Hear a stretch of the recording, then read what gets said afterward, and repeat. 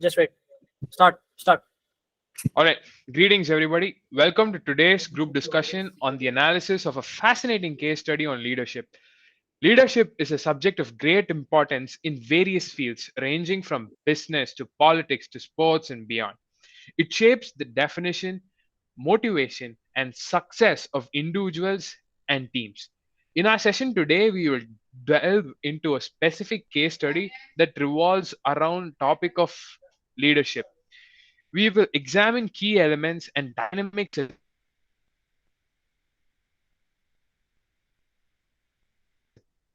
critically analyze the actions and decision of question.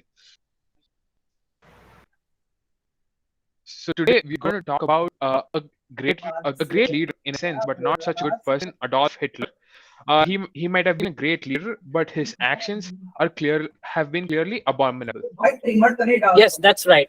Adolf Hitler, the leader of Nazi Germany from 1934 to 1945, is widely regarded as one of history's most notorious figures. Hitler's leadership style and its impact on the world have been subjects of significant scrutiny and analysis. This case study aims to examine Hitler's leadership traits, tactics, and their consequences during his time in power. But before we get into Hitler, let's talk about leadership in general. So, what are some key traits and qualities that you believe are essential for effective leadership? Well, I, for one, think a strong vision and ability to communicate is something that is common with most of the good leaders, right? So, for example, let's take MS Dhoni. He is known as Captain Cool and one of the best leaders of our Indian cricket team. So, what made him stand apart is his ability to sort of communicate to his, team and the coach and maintain, maintain clearness and clarity in his decisions. So it is sort of important to see that leader communication is key and it reaches people. So leaders need to inspire and motivate others to a common goal. Yeah, I agree. And moreover, I believe that leaders possess and should possess a certain integrity and a strong ethical compass, a sort of compassion for his subjects. They should make decisions that benefit the greater good and not just themselves, because that's what sets the difference between a leader and a boss. So, leadership also requires adaptability and the ability to make tough decisions in challenging situations. So, a leader should be able to navigate their way through uncertainty and guide the entire team towards success. Basically, effective leaders inspire change and empower others to reach their full potential. So, by embodying integrity, empathy, and effective communication, leaders create a positive and inclusive environment where individuals and organizations can thrive. Ultimately, leadership is about making a difference, leaving a positive impact, and shaping a better future for all. Leaders should be able to navigate through uncertainty and guide their team towards success. Yeah, I agree with Sakshi that leaders should be able to adapt and all, but more importantly, they should be good listeners. Being a good listener builds trust with your fellow beings. It can help foster understandings and all. They should value the input from others, encourage collaborations, and create an environment where all the diverse perspectives are heard and respected. That is certainly true. And another point that I would like to say is that a leader should create common values because it's a really vital principle for leadership because it fosters unity, cohesion, and shared purpose within a team or an organization. When leaders establish common values, they define a set of guiding principles that align and inspire individuals to work towards a common goal. These values serve as a moral compass, shaping the behavior, decision making, and overall culture of the group. By establishing common values, leaders promote a sense of belonging and create an inclusive environment where everyone feels valued and understood. It allows diverse individuals to come together, transcending differences and working towards a shared vision. Common values promote cooperation, collaboration, and effective communication, enabling teams to overcome challenges and achieve success. Now that we've discussed leadership traits, let's delve into the case study on Adolf Hitler's leadership.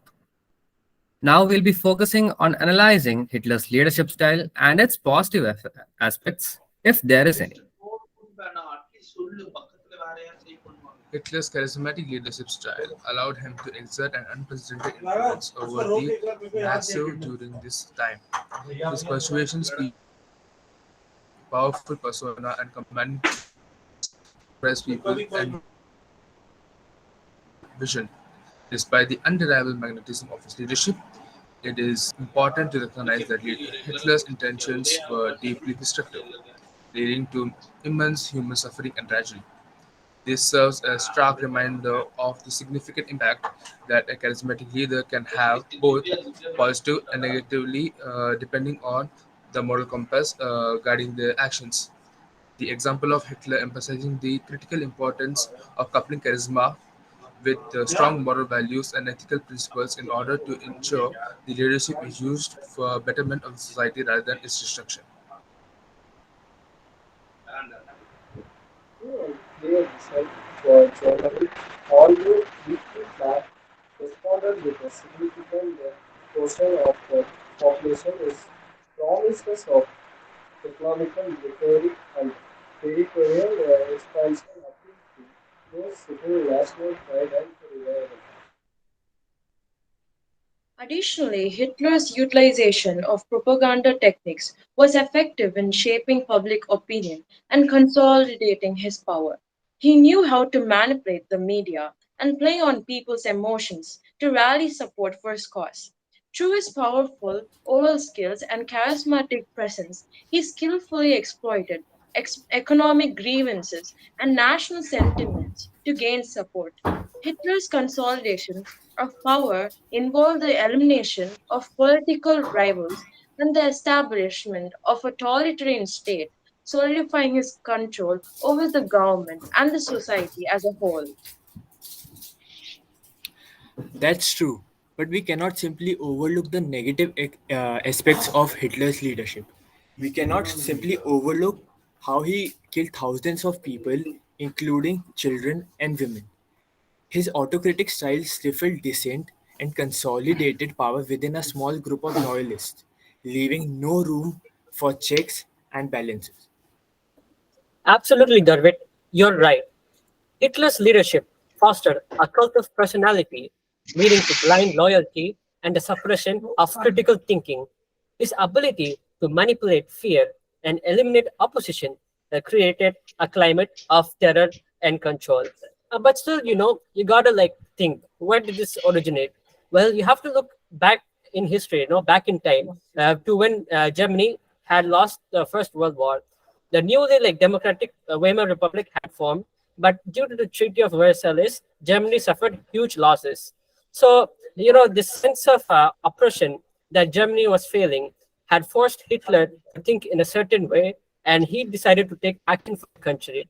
And it was this small idea that led him to believe that Germany should be the number one superpower in the world, and led him to become the dictator as we know he is today.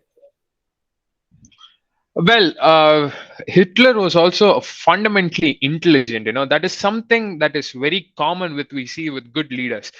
He came from a small painter's family from Austria, and he went on to become one of the most powerful people in the world. He handled the Allied countries and Russia, during the World War II, with just Germany and mostly Japan as his ally. Germany is one small country, and they handle USA, Russia, France together, and that is some feat for anybody, right? So Hitler was a very good strategist in himself, and he's also known for intelligence. My grandma was somebody who saw World War II when she was a kid, and she used to tell me in India that Hitler was considered very intelligent, although people didn't like him very much. And she even told me that she used to hide, when there'll be alarms in the village saying, "Hey," in Tamil it's called Gundu. So, and everybody, start running and hide in, underground shelters. So, for all Hitler is, he was intelligent, although his World War II was devastating for the development of the entire world. Yeah, and like I said earlier, his leadership had lacked basic ethical principles. Now, his actions was deeply rooted in three things, mainly racism, hatred, and belief in the superiority of one race over the other, which is the Germans over the Nazis. Now, this is a very good leadership skill, that is to unite people against a common cause.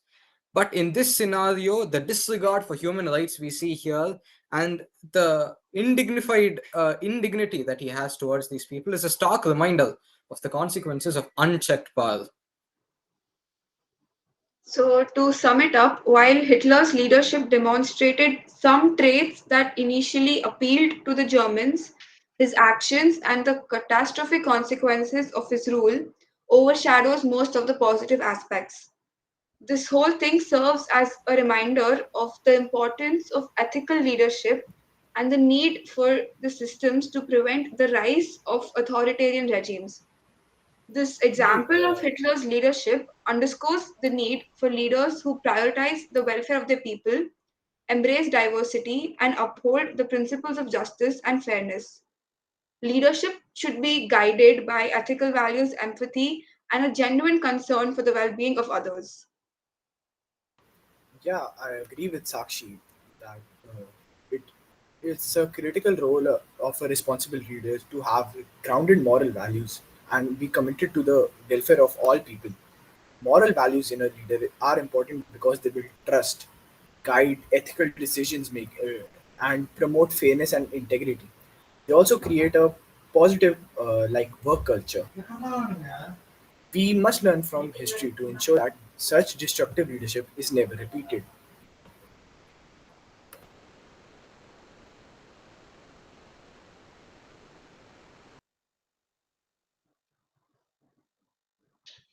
So, building on our discussion, it is important to recognize that leadership is a multifaceted concept, and there are various theories and approaches to it.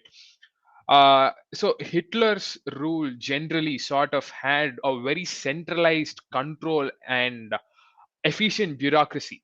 So he basically consolidated power through a very centralized system that enabled swift decision making and implementation of policy. Look, no matter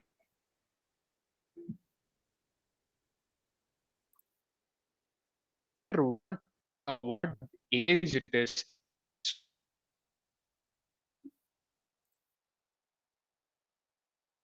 swift decision making will be put into a position where he has to take split seconds decisions, and Hitler was very good at that.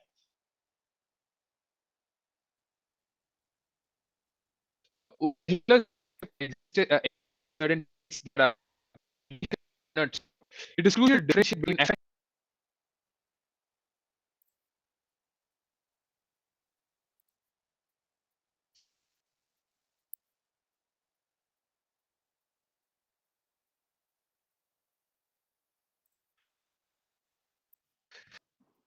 We can also see that it is essential to critically analyze the leadership and its impact, considering both outcomes achieved and the moral compass guiding those actions.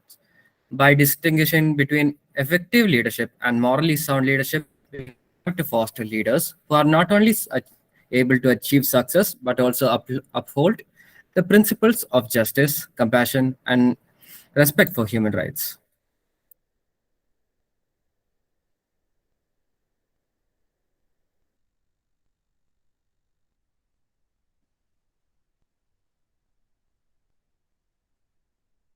I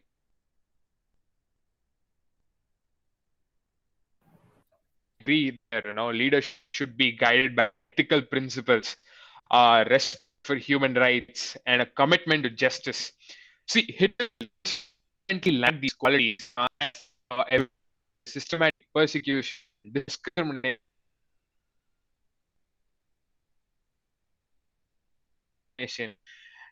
ultimately the Holocaust.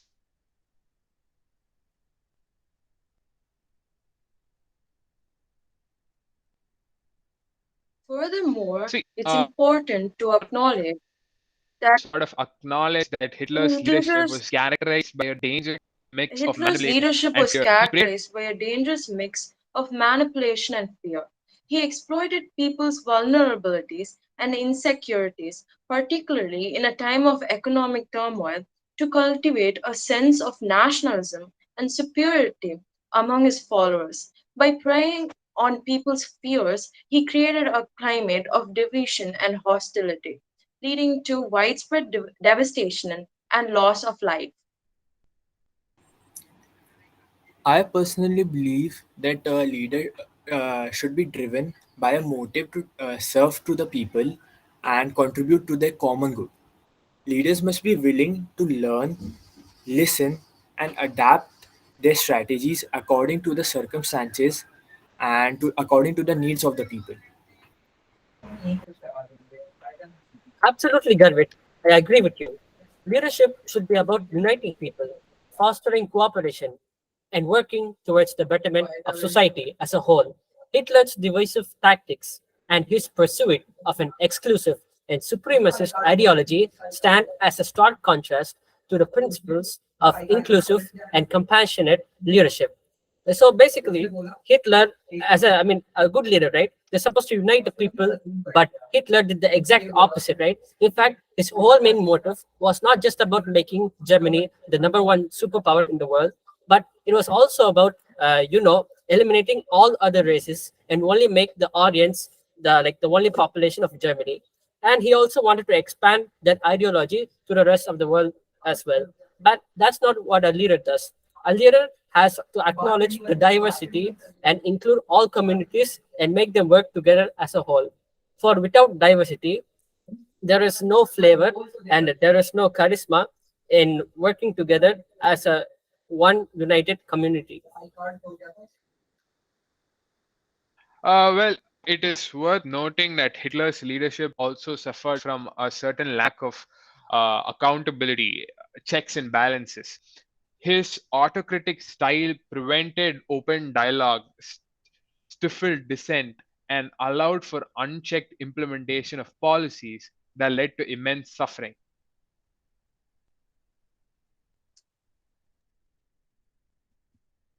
Yeah, no. While Hitler's leadership is looked upon as a dark chapter in history, we understand a few lessons from this lesson for our present and for our future leaders. It reminds us for the need to prioritize ethical decision making, uphold democratic principles so that everybody has a say as to how the country is going to function, and foster a culture of open dialogue and respect for differing perspectives. I also believe that leadership should be about empowering others and creating an environment where individuals can thrive. It should promote diversity, equality, and inclusion rather than discriminating. It is essential for leaders across all spheres of influence to recognize the weight their actions hold and strive to be a positive role model, ensuring a brighter and more ethical future for those they lead. Absolutely, Sakshi. A leader that inspires their and empowers their team members instills confidence in the people. Empowered individuals are more likely to think creatively, take risks, and come up with innovative solutions. By doing so, leaders can build a strong and resilient team that can tackle any complex challenge and foster innovations.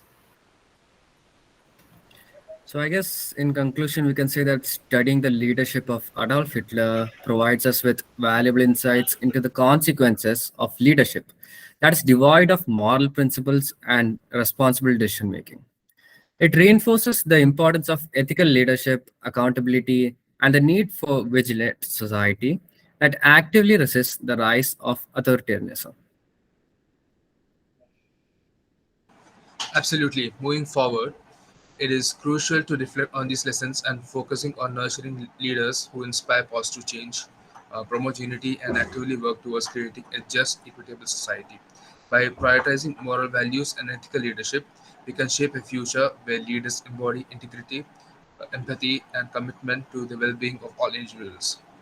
Together, let us strive to cultivate a new generation of leaders who lead with a purpose and contribute to a better world for everyone. Thank you everyone for thought-provoking discussion and critical examining Hitler's leadership. We have depended our understanding of qualities of a principle and defined effectively and ethical leadership. Indeed, it is our responsibility to learn from history and ensure that we do not repeat the mistakes of the past. By recognizing the consequences of Hitler's leadership and the destructive power of propaganda, we can actively work towards creating a world where empathy and inclusivity thrive. Absolutely. By doing so, we contribute to creating a world where leadership is a force of good. See, a leader is a representation of a country. So, he should drive positive change and foster a society that cherishes diversity, justice, and equality for all. So I think this concludes the group discussion. I'm sure we've all understood like different things on what a leader should be, and we're now reflecting on the importance of ethical leadership and the role each of us, each individual plays in shaping a better future. So thank you everybody, and good night. Thank you, everybody. Thank you. Thank you, everybody, Thank you, Thank you. everyone. Thank you, guys.